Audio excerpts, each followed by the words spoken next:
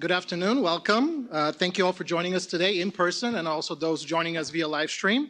My name is Margarit Margaritov. I am the president of the Federalist Society here at the University of Minnesota Law School.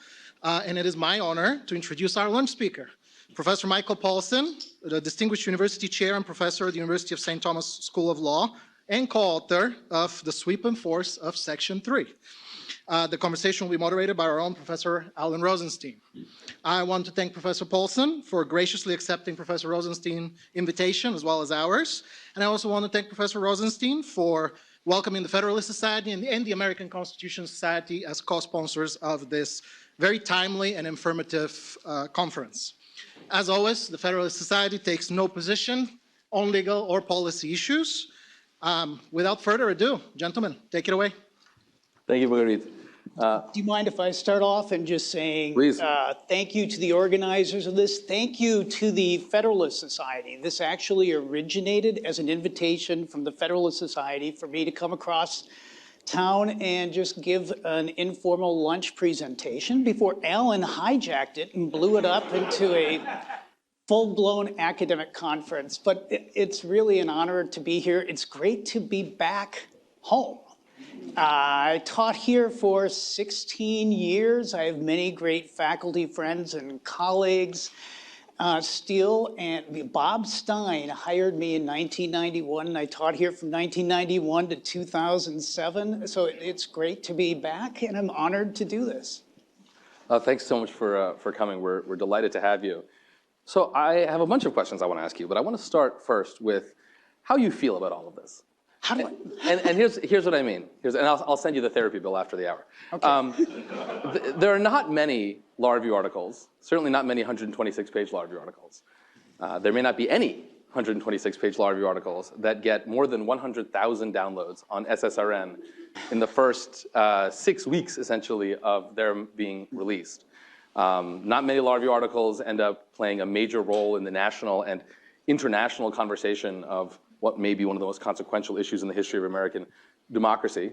And I know that you are, in addition to being a brilliant scholar, a very humble one, and I know that you don't like making yourself the story. So I promise that after the next 60 seconds, I'll stop. But what does it feel like to be, in whatever way you are, part of the story?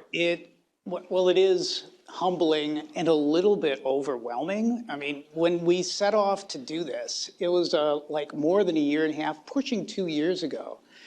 It was spring of 2022, and I wanted to take a look at this issue, the issues of Section 3. We were not the first people to think of this. Gerard Maglioka, Mark Graber had written stuff on it. A young scholar who was a recent graduate of the University of Pennsylvania Law School named Miles Lynch had written an article. And it had just been sort of a lingering issue since January 6th, when people had raised the Section 3 disqualification issue. And I thought, I'd like to write something about this. And I wrote my young friend, the brilliant Will Bode at University of Chicago. I sent him a short email saying, I'm thinking of writing something short on Section 3 and how it remains in force and it is self-executing. Do you have any thoughts on this? Have you blogged on this? You know, what have you read? What should I have read on it? And he said, well, have you read Griffin's case? And I said, yeah, I've read Griffin's case. That's the Salmon P. Chase 1869 decision first misinterpreting Section 3 of the 14th Amendment. And it's just an awful opinion. So I said, yeah, I think it's just awful. I think that the answer to the Griffin case is it's just plainly wrongly decided. And Will wrote back and said, I agree, that's just plain wrong. And then I said, well, here's kind of what I'm thinking of arguing. And he said, well, have you thought about this? And I said, well, what about that? And we had an email exchange that went about 50 exchanges long before I said, do you want to write this together? And we started writing it slowly. We both had other ideas, articles in the hopper, and it took a long time to get developed. And really, for the longest time, we thought we were looking at something that was idiosyncratic and likely to be irrelevant to anything. I don't know, it's hard to think way back to 2022, but before the midterm elections, people kind of regarded Trump as dead in the water. His poll numbers were low. Then the 2022 midterms came and all of the Trump-backed candidates were defeated and everyone was saying it's going to be DeSantis. And we were actually thinking, are we going to write a law review article that will get no attention at all because it'll be irrelevant to anything? And then he started getting indicted and his poll numbers went up. And all of a sudden, as we're bearing down on completion of the article, we're thinking this might actually have some effect. We finished it over the past summer, like June and July, and we were aiming for the August 1st deadlines for law review. When the law review editors come back from their summer jobs and start looking at manuscripts, we landed at Penn Law Review. In part, we were wondering if anybody would accept this article at all because it was so massively long, right? 126 pages. And we were toying with, should we divide it into 2 articles, send it to 2? But we said, well, we kind of want to get the whole thing out there. Penn published it. And then a few days later, Will posted it on SSRN. The New York Times, Adam Liptek took interest, did a little interview, and then boom, it just sort of exploded into public view and got a lot more attention than somewhat introverted law professors are accustomed to. We got calls from about 20 television programs, just about every MSNBC program you can think of. Chuck Todd turned down George Stephanopoulos a few weeks ago. Well, in part, we're just academics, right? We were just looking to try and solve a series of interesting intellectual puzzles and not to be activists in the debate. We knew it might have some public affairs significance, but we basically been keeping at arm's length to just be discussing the academic issues. So I think this is like my second public event. I did something at University of Michigan. We've been confining ourselves to academic fora for discussing these issues. Well, we're very glad that you were willing to come here and talk about it today. So, both you and Will, I think it's safe to say, are often thought of as conservative scholars and originalist scholars. And as you point out, these issues have been floating around a little bit before you and Will wrote this piece. And in addition to the sheer amount of scholarship and kind of definitiveness that your piece provides, I think it probably is also notable, right, that it came from conservative and originalist scholars, right? So I'm curious, what those labels mean to you in particular, and how that informed how you went around thinking about this problem, especially the originalist part. Right. We are originalists. There's some small differences between Will Bode's interpretive methodology and my own, but we're basically in considerable sympathy with each other's premises. So here's what originalism means to me. I think the task of constitutional interpretation, of faithful constitutional interpretation, is to seek to ascertain and faithfully apply the objective, original meaning of the words and phrases and structural logic of the Constitution. In other words, you're looking for the meaning of the words as they would have been understood by the people who were using them and employing them at the time of adoption. You want to take into account any specialized usages or terms of art and some background premises. Now, so if I give this a fancy academic label, it is original public meaning textualism, because we actually focus on the meaning of the words of the text. History is useful for displaying how words are used and the meanings and usages that were current at the time, and it frames the context. But it's not, in our view, a search for the subjective intentions or expectations of particular individuals and what they said. It's looking to the meaning of the words as informed by history. And our view is that once you have found the original meaning of the Constitution, then the task of constitutional interpretation is to apply it, right? You go with the original meaning. If you are applying something other than the original meaning of the words, you're engaged in textual anachronism. right? You are reading things out of their out of the proper sense and time in which they were used, and it leads to misfire. We are also, in that sense, this is a good Federalist Society position. We are very much committed to not interpreting the text according to any policy preference, right? I sometimes, I view my task when I teach constitutional law to students to get them to think with law and not think with their politics, right? Which is really hard in constitutional law. It degenerates into food fights over affirmative action, abortion, whatever the hot button issue is of the day. And it's really challenging to get people to think about law separately from their political preferences. I sometimes joke with my students that you shouldn't do constitutional interpretation the way my high school lab partner and I used to do chemistry experiments, which was, my partner was a guy named Cal, who was, of course, a lawyer now back in Wausau, Wisconsin. And he would proudly announce his methodology for doing chemistry experiments. First, draw the desired curve. Then, plot some data. If time permits, do the experiment. And that's pretty much what we did in high school, but you should not do constitutional interpretation the way we did chemistry experiments. You shouldn't reverse engineer your interpretive approach based upon your desired results. You don't pick the results and then pick the methodology. You run an interpretive program and you follow it where it leads you, right? So that's probably another feature of our common interpretive methodology is what I would call formalism, where the text adopts a rule, you follow the logic of the text's rule where it leads and don't turn off just because of policy preferences.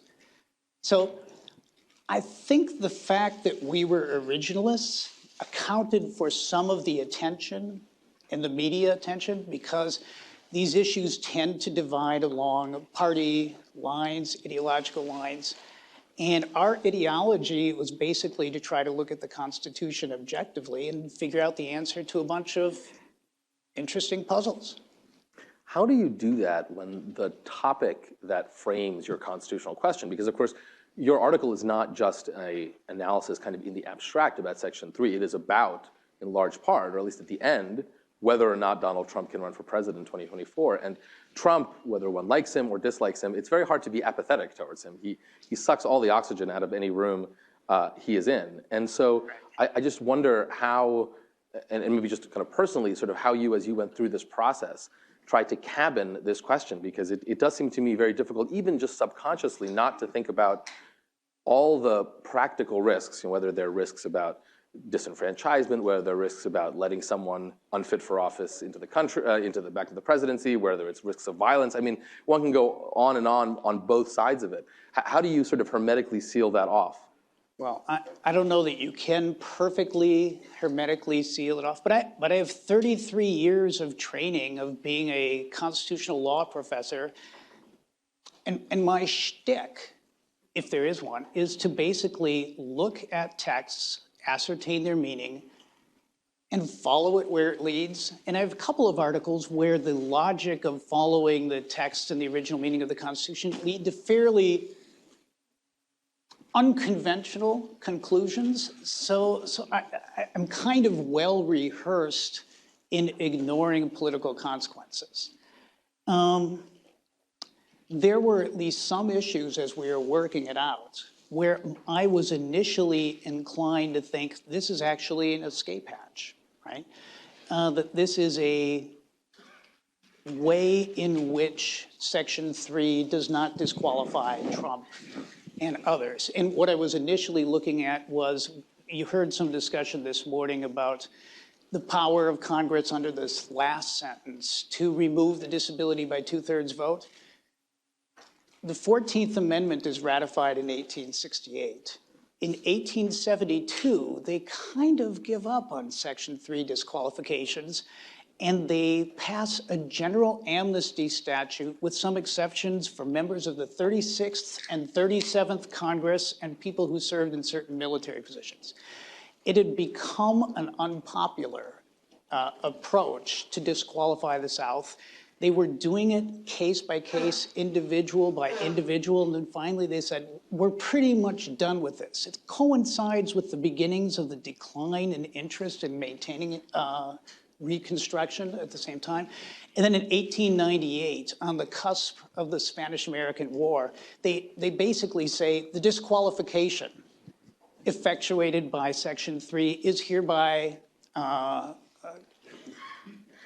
relieved. We relieve everybody of the disability, right? We've put this behind us. And honestly, my first inclination was maybe these disqualification removal statutes extinguish Section 3, right? In the end, we concluded that actually is not the right analysis, that the disqualification removal does not explode the first sentence of Section 3. You can only remove disqualifications that legally come into existence. You can't, by statute adopted by 2/3, basically undo Section 3 as a whole. But initially, we had questions about many of these things. We were uncertain of the answers, and it took some time to work it out. So let's get into the heart of the article, which is the argument for why, or your argument about Section 3. And obviously, again, it's a rich, complex piece, this 126-page article. Though I really do recommend folks in the audience, even if, or especially if you're not a specialist, to read the piece. It's exceptionally well written. You can just sit and read it, and it flows beautifully. We're trying to get to 105,000 downloads, so please. There's a special certificate that SSRN sends you at 105,000. And obviously it's hard to condense that, but if you can, in a few minutes, can you sort of sketch out the main points of your argument? Okay. Well, basically, the organization of the article is organized around 4 propositions. So, yeah, you can actually take notes and get this down. So our 4 propositions are this. First of all, that Section 3 is still legally operative, that it's in force, right? And, well, let me sketch the 4 of them, then I'll talk for about 2 minutes about each of them, and then you'll see what's so interesting. So Section 3 is legally operative. It remains legally in force. Our second point is that Section 3 is self-executing, that the Constitution directly enacts a governing rule, and it requires no congressional statute in order to be effective, much like the 13th Amendment and the 14th Amendment. Our third set of arguments is that Section 3, to the extent it is in conflict with prior constitutional provisions, supersedes or qualifies or modifies or satisfies those previous constitutional provisions. Amendments amend things, and to the extent it changes constitutional law, it changes constitutional law. You can harmonize Section 3 with many provisions of existing constitutional law, but to the extent it meaningfully changes something, Section 3 trumps, so to speak, what had gone before. We all see what you did there. Yeah. And then our fourth argument is that Section 3, it goes to the substance of Section 3, that it enacts a quite dramatic, sweeping disqualification for the officers and officers to whom it applies. And what we basically do a 50-page clinic on originalism, an original interpretive method, analyzing, looking for historical and textual evidence of what is the meaning of the term insurrection, rebellion, what it means to engage in insurrection or rebellion, what it meant and how they understood it at the time they were adopting it, to give aid or comfort to enemies of the United States, and how that related to the prohibition on insurrection. So that's basically the 4 arguments, right? That Section 3 remains legally in force, that it's self-executing, that it supersedes prior law, and it's pretty darn broad. And it's only at the tail end of the pretty darn broad section where we apply it speculatively to Donald Trump. We say there could be many, many more applications. but we were actually reaching a point in the article where it had become more than 100 pages long, and Will and I had a little discussion. Do we want to apply it to Donald Trump? And we kind of thought that people would be angry with us if we went through 100 pages of detailed constitutional historical analysis and then didn't draw at least a presumptive conclusion. So I can talk about each of these points. Well, I can talk for hours on each of these substantive, but let me try to give just a quickie summary of each again. First, that it's legally operative, it's in force. And our premise here is that constitutional provisions are defined by the meaning of the words of the text, and they're not limited by the specific historical circumstances that prompted their enactment, right? The debate culminates in a text, and texts often adopt rules that go beyond the circumstances that led to their adoption, right? I sometimes put it this way, that the Constitution is an authoritative, binding, written legal text. It is not a collection of historical circumstances or of subjective intentions of people who voted for it, right? It ends up with a law, and that law remains in force. The fact that the Civil War is 150, 160 years in the rear view mirror does not mean that Section 3 isn't in force anymore. Its rule survives, and the rule is written not in terms of limitation to the Civil War, but in terms of participation, engagement in insurrection or rebellion. And there seems evidence, both in the legislative history, but most importantly in the text, that they meant to adopt a general neutral rule of prospective force, just like the First Amendment, right? The First Amendment is a general rule. It's not limited to the circumstances of 1791. The Constitution's an old document too. It continues in force. So that's basically the core of our first argument, is that setting the groundwork is that Section 3 remains legally operative. We also spend a section addressing why the 1872 and 1898 disqualification removal statutes don't extinguish Section 3. So Section 3 is legally operative. And then we have a long section discussing why it is self-executing. And let me just look at some of my notes here.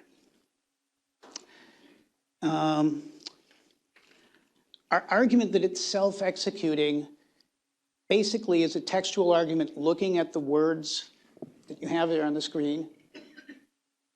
No person shall be. And we think these are words of direct and immediate legal effect. The Constitution itself directly adopts the rule. And the language is in pari materia, exactly borrowed from the other disqualification provisions of the Constitution. No person shall be president who has not attained the age of 35 years of age, natural-born citizen, resident for 14 years. No person shall hold that office. The statement of qualifications for Congress say no person shall be a senator who hasn't been at least 30 years of old, resident of the state, et cetera, et cetera. For House of Representatives, no person shall be. And it specifies the qualifications. Just as the other restrictions on qualifications enact directly an immediate constitutional rule, so we think Section 3 is, and the historical evidence was intended to be a direct disqualification from office. It's a little more complicated to apply, but it's language of direct immediate effect. Similarly, we developed this analogy from the 13th Amendment, which prohibits slavery. And it said, the 13th Amendment provides that neither slavery nor voluntary servitude shall exist, right? There's an enforcement section for the 13th Amendment. Congress has power to enforce the provisions by appropriate legislation. But the fact that there's an enforcement provision doesn't mean that the first section of the 13th Amendment isn't directly enforced, right? Neither slavery nor involuntary servitude shall exist. Poof, it is gone. Slavery, by the enactment, the ratification of the 13th Amendment, is extinguished by the 13th Amendment itself. You don't need implementing legislation. Slavery as a legal It is gone. state, even if slavery as a practical state. It might be a legal fiction, but we're lawyers. We live in the world of legal fictions. The 13th Amendment directly adopts the prohibition. You don't need a statute, right? Nothing more is necessary to give it legal effect. And the rest of the 14th Amendment looks exactly the same way. The 14th Amendment, you heard reference to Section 5 as an enforcement clause of the 14th Amendment, and I do think that's an important provision that gives Congress added powers to carry into execution the prohibitions of the 14th Amendment. But the 14th Amendment's first section is the one that you're probably most familiar with as constitutional law students. The Privileges or Immunities Clause, the Due Process Clause, the Equal Protection Clause, those stated immediate constitutional rules. Congress can enforce them, but it's not like the prohibition on state denials of equal protection have to await Congress to pass a statute. They are immediately in force by the adoption of the 14th Amendment. So we look at this language of the Constitution, we look at the language of Section 3 and say this is language of direct and immediate effect. This is self-executing. Then we have this long section exploring what it means on the ground for a legal prohibition to be self-executing. Because here's this legal rule, and somebody has to apply it and actually bring it to bear in a certain situation. And the question is, who applies and carries out Section 3? Now, another part of being good Federalist Society conservatives is we are departmentalists, which basically means the power of enforcing and obeying the Constitution is committed to all branches of government and to the state officers too. Everyone who swears an oath to support the Constitution is not just limited to the Supreme Court. So our view is that any state or federal official whose duties involve making a determination of whether somebody is disqualified from office, deciding to appoint somebody who might be disqualified, deciding to put somebody on the ballot, if you're an election official who might be disqualified, whoever has a duty and a responsibility as a government official that calls for a situation where you would interpret and apply Section 3 has a duty to faithfully interpret and apply Section 3. So state secretaries of state, typically where they possess authority under state law, to enforce restrictions on eligibility. This would be one of the restrictions on eligibility that they have to enforce. It's part of what their duty is. Now, I was fascinated by, especially the last panel, I just begun to learn about all these state law variations as to exactly what authorities state secretaries of state have. And Steve Simon, our Secretary of State, who is a former law student of mine, I think it was my second year of teaching, we had a great seminar. I had a seminar of 3 students. Here's how you get a seminar of 3 students. We had an interesting topic, separation of powers, and I had 15 students and a waiting list of 15. It was capped. But then I told them they'd have a paper every week. We dropped down to 3 students, and we held the seminar. At the time, it was called Sergeant Preston's. It was a little watering hole just off campus. Oh, some of you are old enough, you went to Sergeant Preston's. Steve Simon was one of my students there.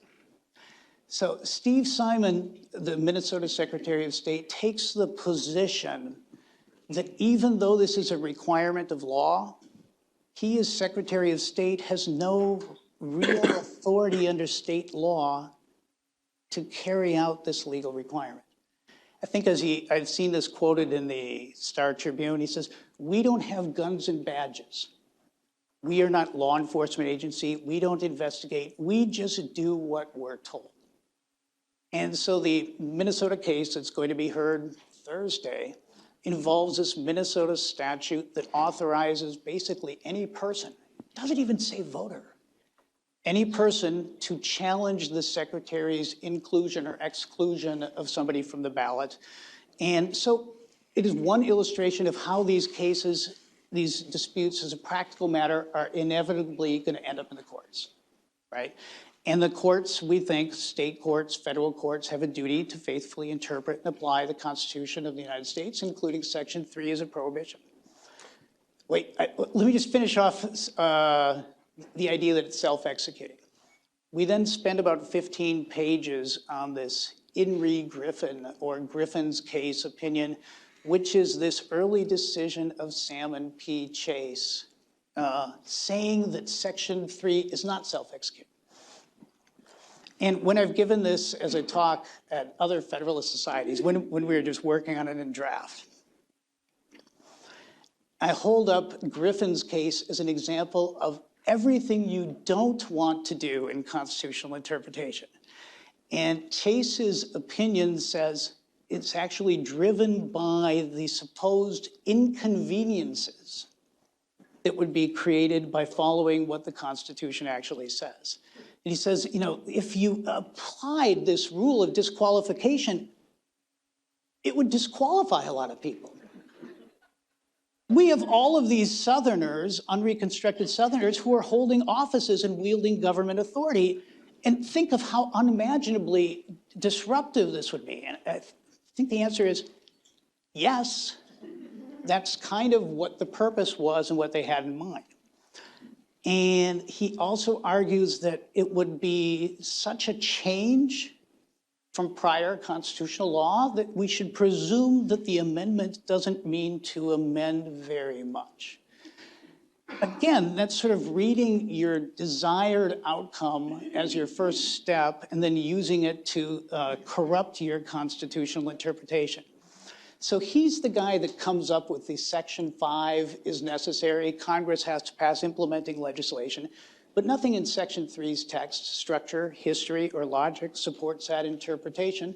So we do a little tap dance all over Chief Justice Salmon P. Chase and conclude that the Griffin case, which is really the origin of where this law, the interpretation of the law went awry early on, we say it should be hooted down the pages of history. So, okay. Right. Our third argument is that the Section 3 supersedes or qualifies prior law to the extent of any inconsistency. So it's not a bill of attainder because it's a direct new constitutional rule. It's not an ex post facto law, as some people objected to at the time, because you're changing it and it satisfies or supersedes the ex post facto clause. And in most respects, our analysis in Section 3 is relatively uncontroversial and very straightforward, but it does have at least one major disturbing implication.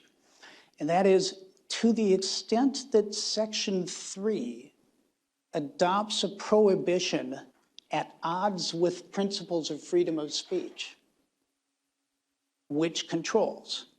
Freedom of speech and freedom of association, Mr. Green, are set forth in the First Amendment. I have a former student from St. Thomas, a recent graduate in the front row. Good to see you.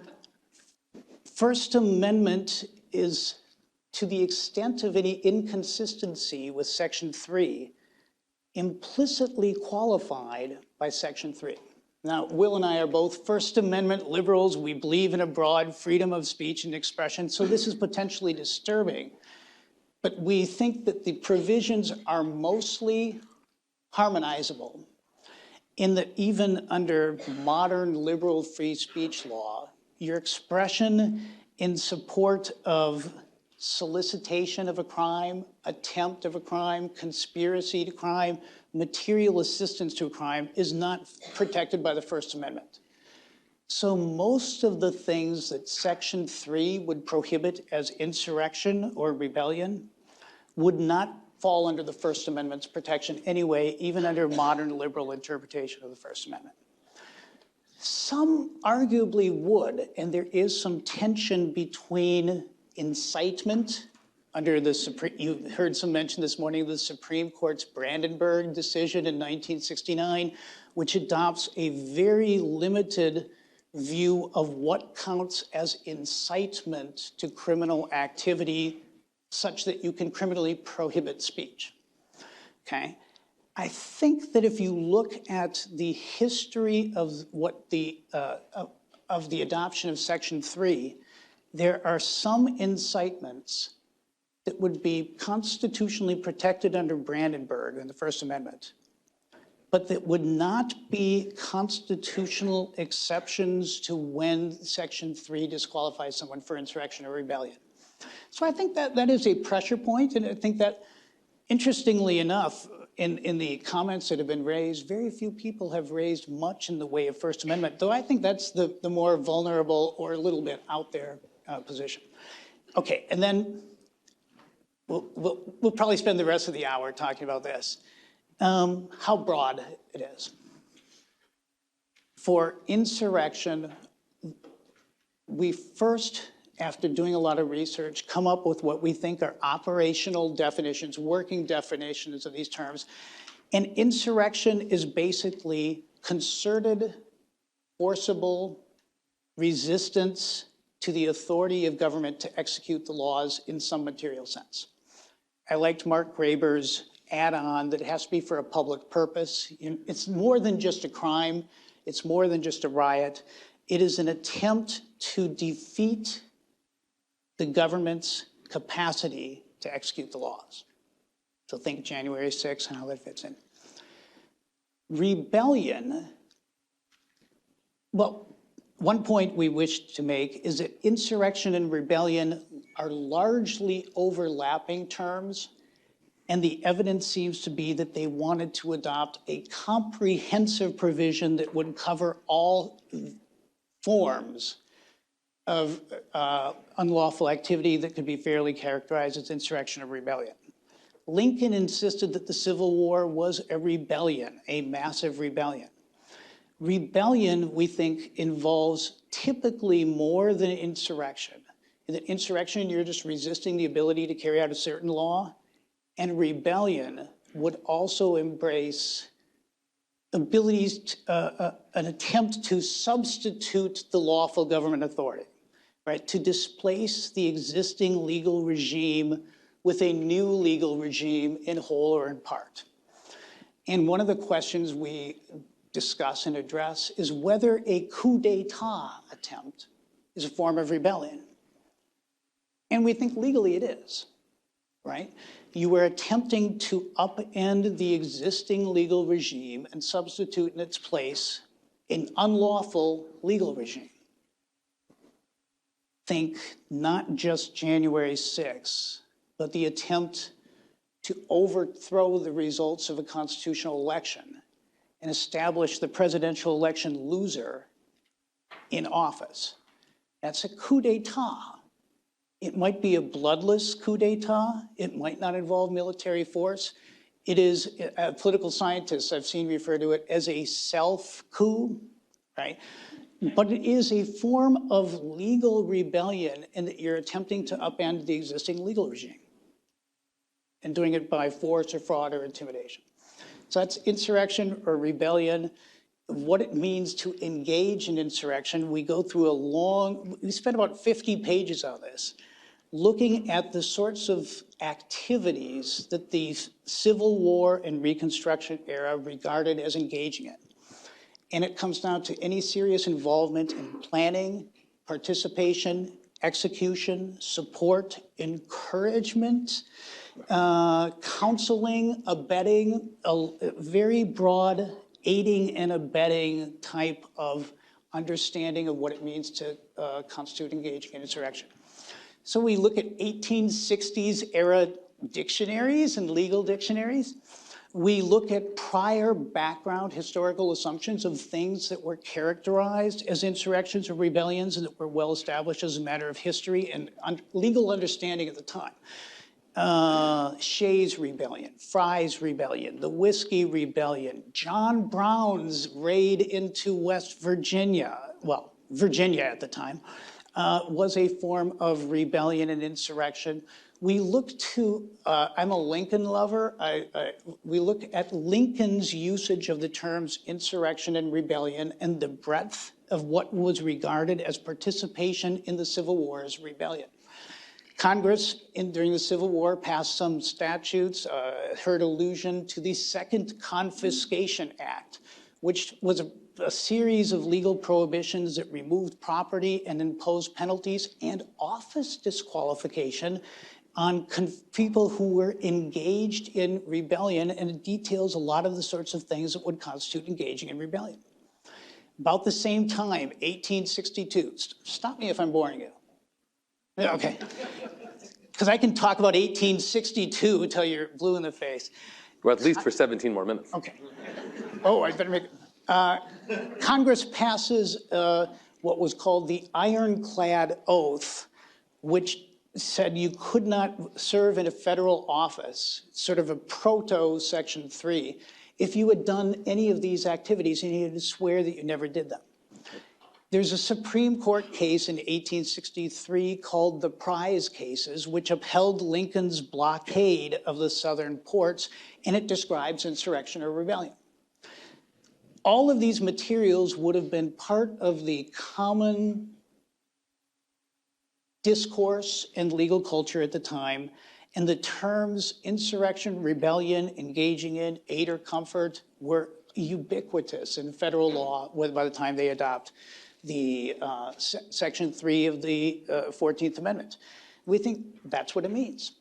That's what it means, and we canvass the evidence, and then we draw the conclusion that if the evidence so far in the public record, and we look at what the January 6th Commission concluded, what various public sources show so far, it shows that Trump, and likely many others, engaged in what legally constitutes insurrection or rebellion in a number of ways. First of all, there's specifically the insurrection of January 6th, the assault on the Capitol and Trump's degree of participation in that. But more broadly, there's the whole effort to displace the lawful state election returns, to seize voting machines, to find another 10,000 or 11,000 votes, to overturn it. There's the bogus elector, the alternative elector scheme. There are a variety of, it's more than just speech. There are a variety of overt actions that constitute attempts by fraud or by force to overthrow an election, constitutional election. We think unless Trump has something different and wishes to disprove this with evidence, that the conclusion is that it fits the constitutional standard and that he's constitutionally disqualified, and that any official whose duties call for enforcing the law in respect to qualifications would have a duty to enforce and carry out that law.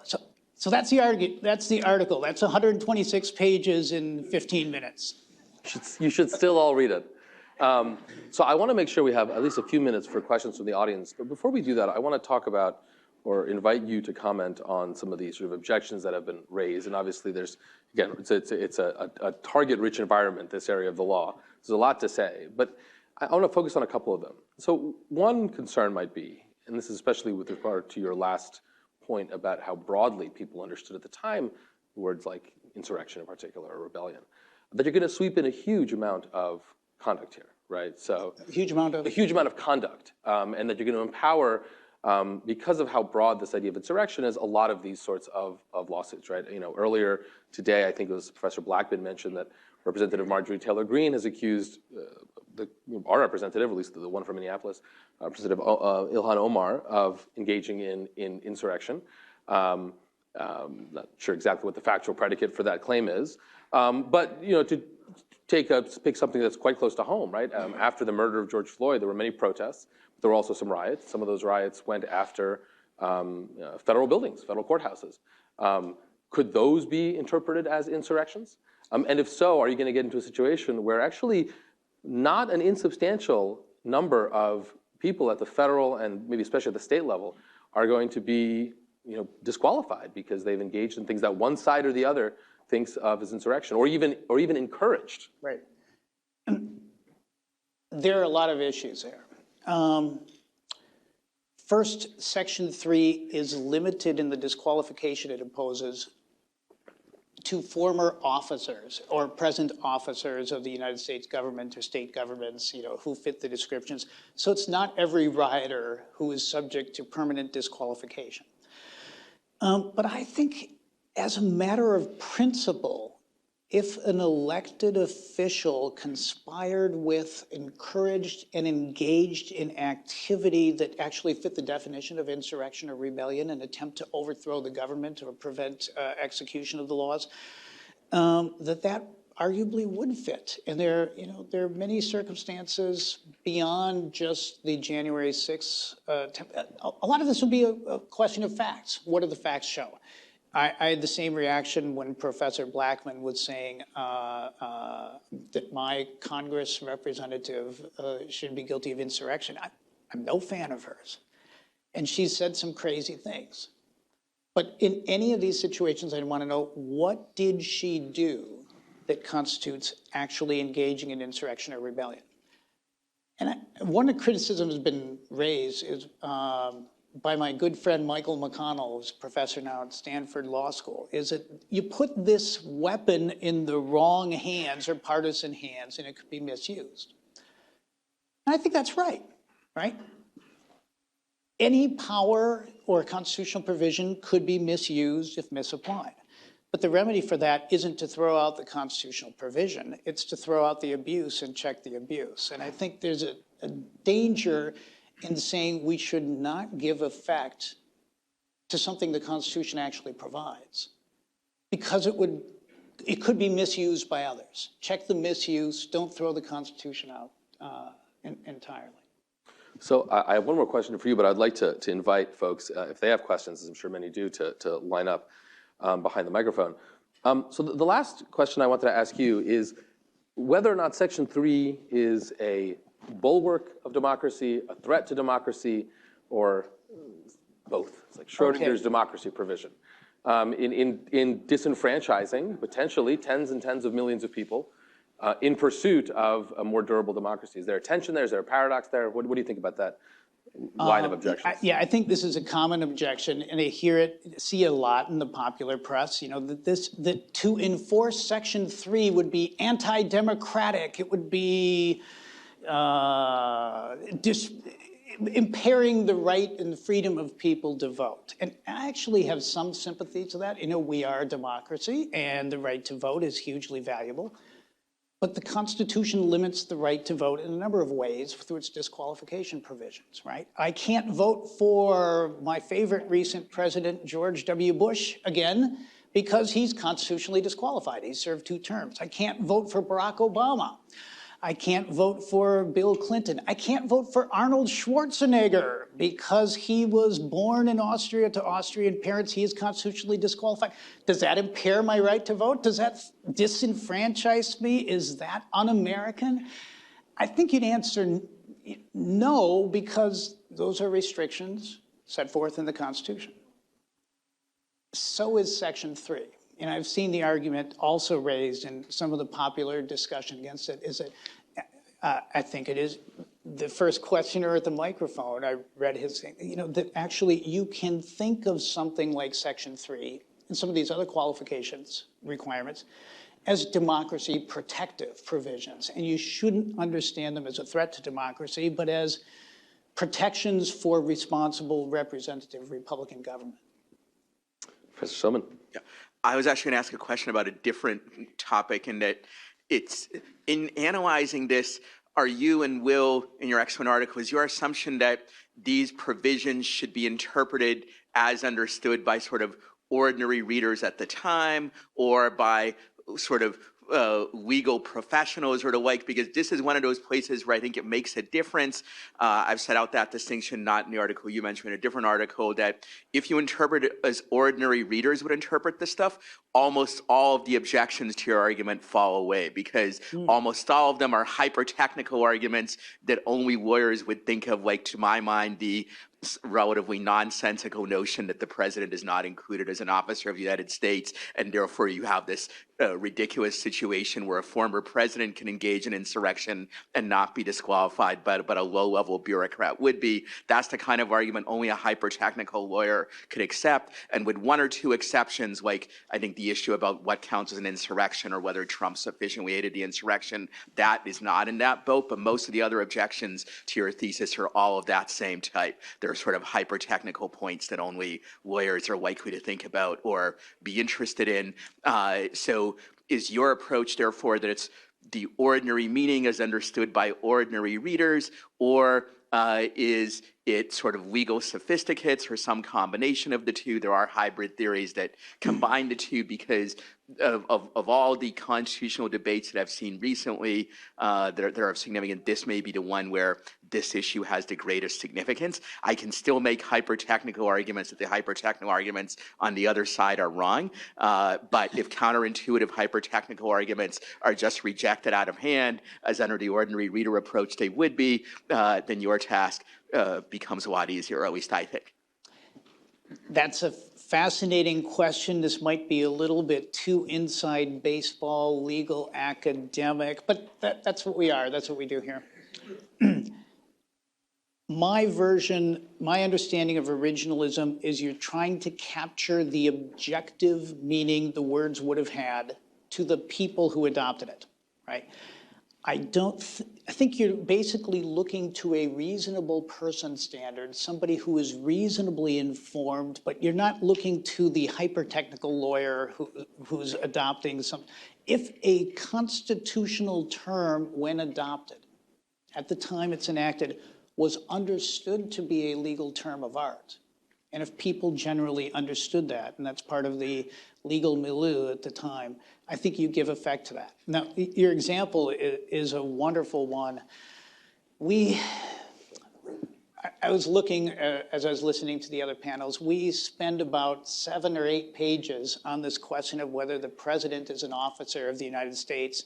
And one of the debates we had between Will and I at the time is like, how seriously do we want to treat this argument? Because, when push comes to shove, a common sense reading the text as a whole in context of reading would say that's just ludicrous. The president is not an officer of the United States. So we spend a somewhat tedious amount of time describing how the president holds an office. He's the office of the president. He swears an oath before assuming the office. Is the presidency somehow an officerless office so that the president holds an office but is not an officer? There's a point when even lawyers should be subject to the idea of absurdity. And we do set forth an interpretive principle that you should not read provisions of the Constitution as if the Constitution is a secret legal code. Right? A secret code that can only be understood by a select intelligentsia who've been informed of the secret code, decoder rings and stuff like that. And so we resist any sort of hyper-technical interpretation that builds interpretive mountains out of linguistic molehills. There's a principle in statutory interpretation. I think the aphorism, it might be from Justice Scalia, is we presume Congress did not hide elephants in mouse holes, right? And the idea that the president is excluded from disqualification because he's somehow not an officer of the United States or officer under the United States, it strikes us as absurd.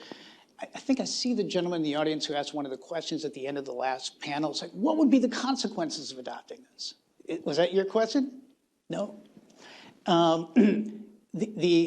If one adopted the view that the president is not an officer of the United States, the president could serve in Congress at the same time that he's president. The president could be an elector for himself. The president, if he's impeached and removed, could not be disqualified from being president again because he's not an officer. He can't be excluded.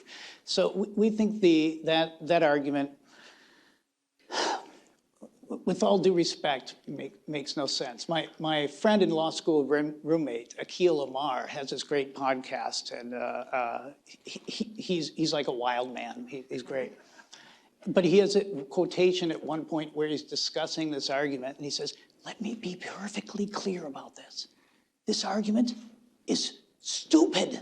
right? It makes no logical sense. But I think in general, the impulse to be looking for the meaning of the words as informed by context and historical background, it is the right impulse. You just can't go haywire with it.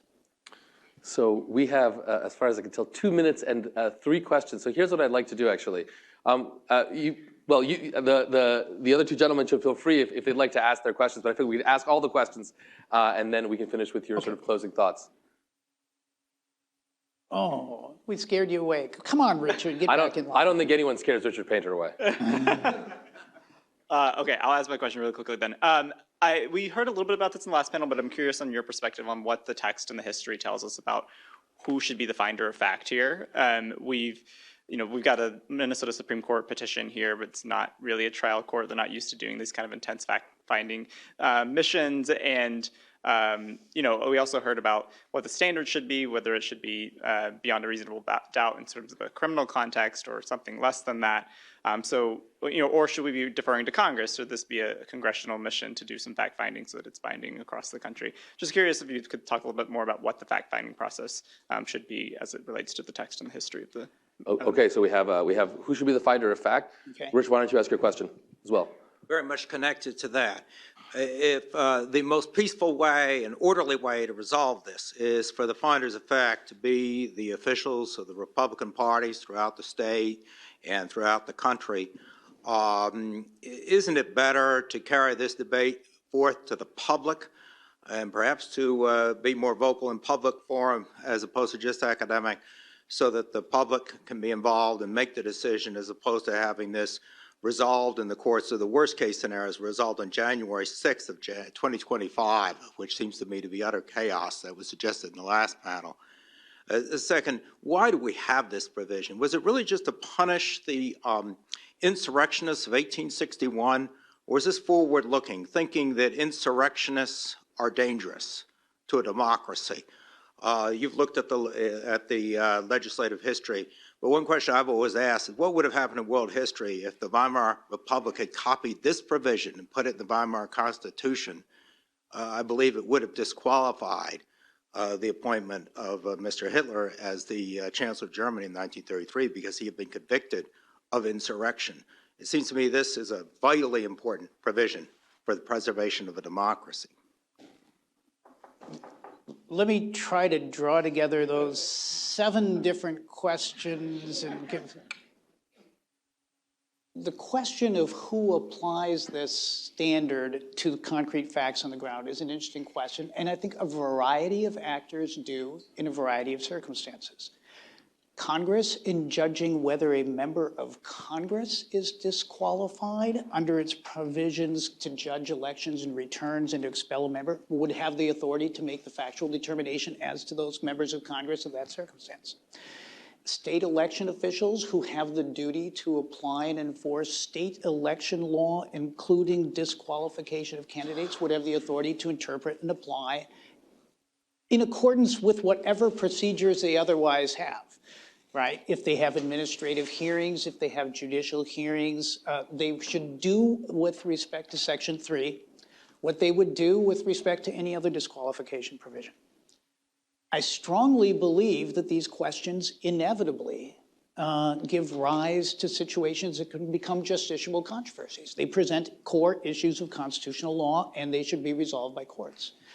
I agree. I think it was with what Ned said, that if there is a decision of one or more state Supreme Courts holding that Trump is legally disqualified, that will go up to the Supreme Court, very likely, and the Supreme Court will decide that issue, and that a decision will likely have dispositive effect as to the entire issue throughout the whole country. I disagree, Ned, that the time is all that short. Some of the Supreme Court's most important landmark decisions have come in a huge rush of time. Youngstown Sheeton 2 versus Sawyer was like 3 weeks from Truman's seizure of the steel mills to Supreme Court decision, and it generated some of the most impressive Supreme Court opinions on separation of powers and constitutional authority there were. Bush versus Gore, rapid fast. Nixon tapes case on a fast track. I am not worried that the Supreme Court couldn't decide this in a matter of a few weeks if necessary.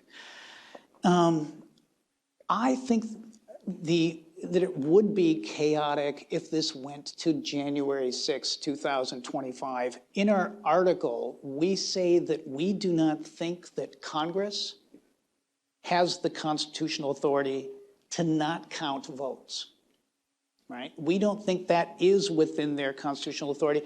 We think that the duty of opening up the election certificates and counting the votes is a ministerial duty, and Congress and the vice president have no authority to throw out lawfully cast votes for a disqualified candidate.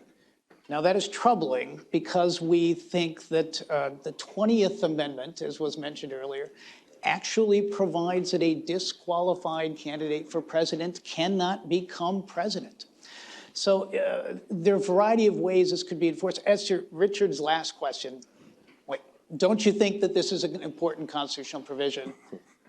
Yes, this is a hugely important constitutional provision, and like any other hugely consequential provision of the Constitution, we shouldn't run from it. We should actually, the courts should not duck this issue. They should squarely decide what the meaning of Section 3 is and follow the logic of it where it leads to the appropriate legal conclusion.